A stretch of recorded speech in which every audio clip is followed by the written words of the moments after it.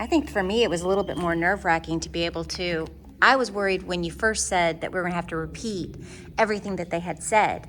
That freaked me out. Thankfully, she had me talk first, so it encouraged me when she said what I said. She said how she took what I said. So it wasn't like verbatim. It wasn't like just recording and then spitting out what I just spoke.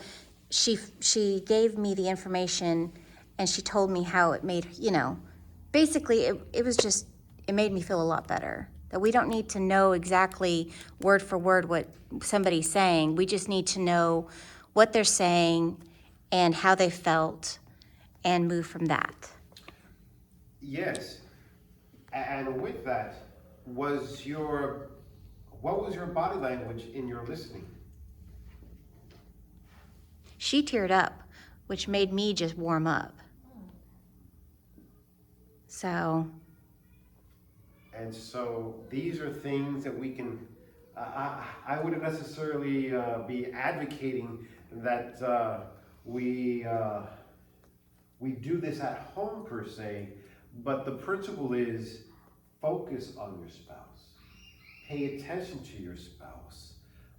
Give them the time and priority in focusing on them rather than so many distractions that we have today and age.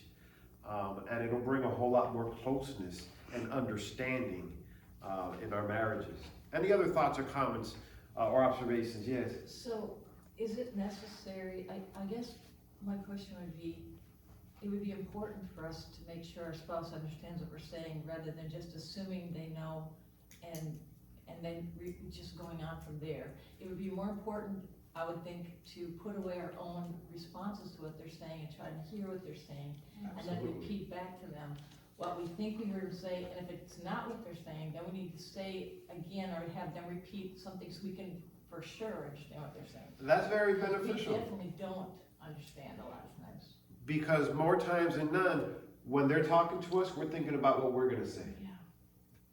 And what we just did now, we couldn't do that because we had to really focus because we're trying to remember what they said, so that we can try to convey that back. Yes? So one thing that happened to us is that because he's been talking a lot, he didn't have a lot to share.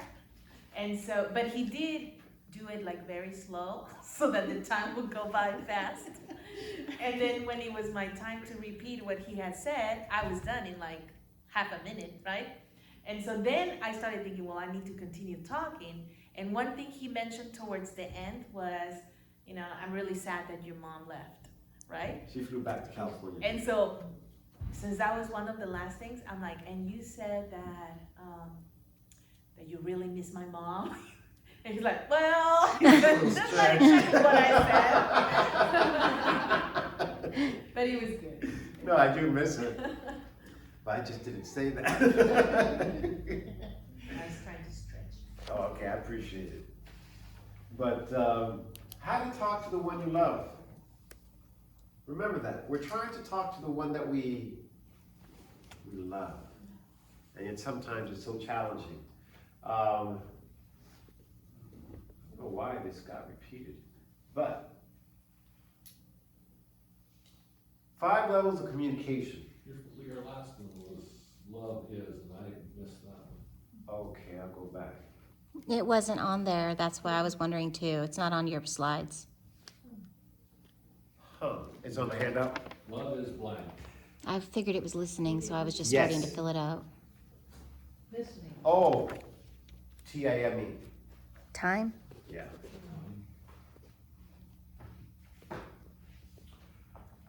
All right. Thank you. You're welcome, thank you. There's 5 levels of communication, and level 5 is small talk. That's superficial. That's, gee, it's a cold day. That's not very deep at all. Level 4 is factual conversation. Yes, our property taxes went up. It's a fact. Level 3 is your ideas and opinions, what you think about something. Level 2 is deeper. Your feelings and emotions. How do you feel about something? And the most deepest level of communication is where you communicate deep insight. It's the transparency where you are completely emotionally open to your spouse. I don't want to see a show of hands, but you can already start thinking, okay, where do we lie? Granted, you fluctuate in the different levels. For instance, in the morning, one of the most expected questions would be, how did you sleep last night? And so that's not too deep of a conversation. But if we are always at level 5 with our spouse, that also means that our connection is not too deep. We're protecting ourselves. We're just not sharing what's on our hearts. And so I would encourage you tonight, talk with your spouse. Honey, where do you feel our level of communication kind of fluctuates around? It should fluctuate somewhere between 1 and 3, with sprinkles of 4 and 5, you know? But if it's always at level 5, oh, something's not right. Making the most of talk time. You want to try to find time to talk? Well, go for a walk. I have a question though. Yeah. It seems to me that 1 and 5 are extremes, they're Okay. both extremes, and that instead of them being stacked, it's more, slow to fast, or, you get what I'm saying? And so I would say that most of the time we live in the 3-4 range. Okay. And with strangers, 5. Uh-huh. Very seldom do and we have 4 and 5 with strangers. Friends, we might deal with 3 and 4 a lot. Occasionally with a good friend, we might drop into level 2. Mm-hmm. But I was just thinking about conversations that we had. One of the nice things about ASI is that you eat at round tables. And so you always have 8 to 10 people. And we consciously try to make sure that we're not sitting with the same group of people from meal to meal, you know what I'm saying? And so by the time we got into the end, Sunday morning breakfast, the people who were still there and everything else, we dipped into level 1. And you hit level 1 with the people that were there, who are all leaders, business people, evangelists, the conference president. The conference president's been up here 3 or 4 times.